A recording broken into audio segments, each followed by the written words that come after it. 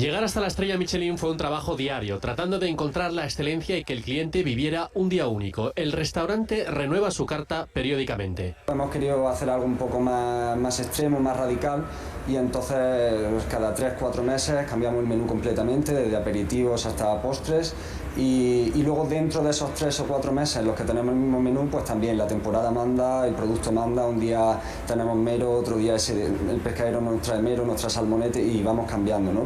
Pero sí, intentamos que sea muy dinámico. NM está vinculado a Nacho Manzano, hasta en el nombre. De hecho, su actual menú es un homenaje a Casa Marcial. Con una merluza que cocinamos al vapor, y al final hacemos como una especie de ensaladita de merluza con un licuado de lechuga, una holandesa de huevo de corral.